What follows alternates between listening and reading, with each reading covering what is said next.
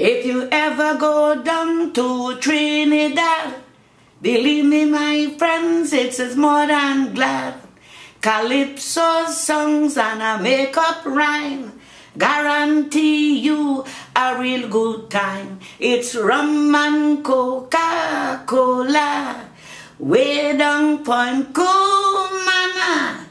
Both mothers and daughter, they're working for the Yankee dollar. Yeah, the Calypso really came from Africa. From Africa, especially West Africa.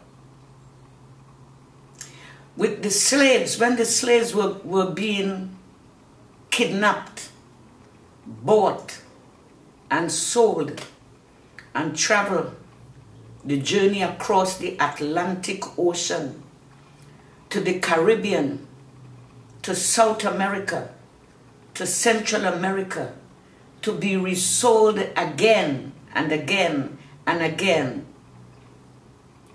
The sound of the whips from the slave masters on their backs, the chains on their hands, and the chains on their feet.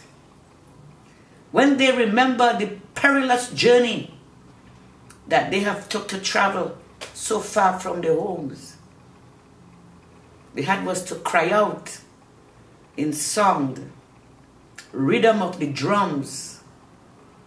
The rhythm of the drums keep them remembering their culture, where they came from, Africa. That is where Calypso came from the rhythm of the drums and the songs of the whips and the lamentation and tears and cries of our ancestors. That is where Calypso came from. Yeah, this is the first Calypso that I had written with that incident that I saw. And I wrote the Calypso because being from Tobago, growing up, born, I have never known anything about stealing. And to see this incident happen, it was amazing to me. So I went home and I told my aunt what I saw. This lady was selling her provision on the ground in the market, like in Africa. And I saw a guy just pass running and snatch the pair of glasses off her eyes, and she started running through the market. And she was bawling, thief, thief, thief, thief. So I went home and I told my aunt, she said, well, this is Trinidad, and Trinidad, anything could happen. So that night I wrote this Calypso, warning my fellow Tobagonians, please do not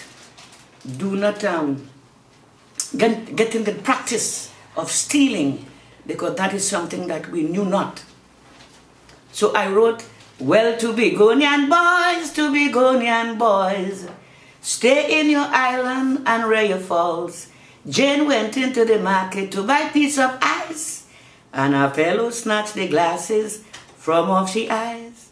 And I remember when the late Dr. Eric Eustace Williams, when he came into power, he went to Tobago to meet and greet the people of Tobago. And I could remember the county council of Tobago was in Scarborough, Burnett Hill. And there was a guy that used to work in the police station in Roxborough by the name of Wolsey Scott. He was a Calypsonian. And I sang it and say, in those days I could hardly speak, I just stutter a lot. I want to sing. And he said, so let me talk to the lady in the Arts Council, which she did, and then they put me on to sing. And when I finished singing that song, Dr. Williams came to me, and he said, you are very good. You should be in the Calypso tent in Trinidad. So when I went back to Trinidad and I told my aunt what Dr. Williams said, she said, oh, well, if doctors say you're good, you're good. I am going to take you down to the original Young Brigade house, not the tent. The club used to be on Nelson Street in Port of Spain. where the mighty spoiler was the head of the original Young Brigade. And she took me there and I sang for the mighty spoiler and the 210 managers.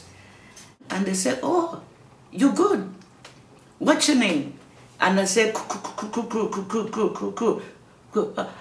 Crusoe Kid. Crusoe Kid symbolizing the history of Robinson Crusoe and Tobago. And they said, "Well, from today, we are going to change your name from Crusoe Kid to Calypso Rose, because Rose is the mother of all flowers." Two girls in an argument, big argument on the pavement. Two little girls in an argument, big argument on the pavement. They've been arguing about man, who they will like when they become a woman. So I joined the conversation. They asked me to give them my opinion. So I told them, "Look, a man is a man. Don't mind his face like a frying pan. Oh, be a man, oh man, he come on. Any man could give you satisfaction." Two girls in an argument, big argument on the pavement. Two little girls in an argument, big argument on the pavement. They been arguing about man, who they will like when they become a woman. So I joined the conversation. They asked me to give them my opinion. I told them, "Look, a man is a man. Don't mind his face like a fry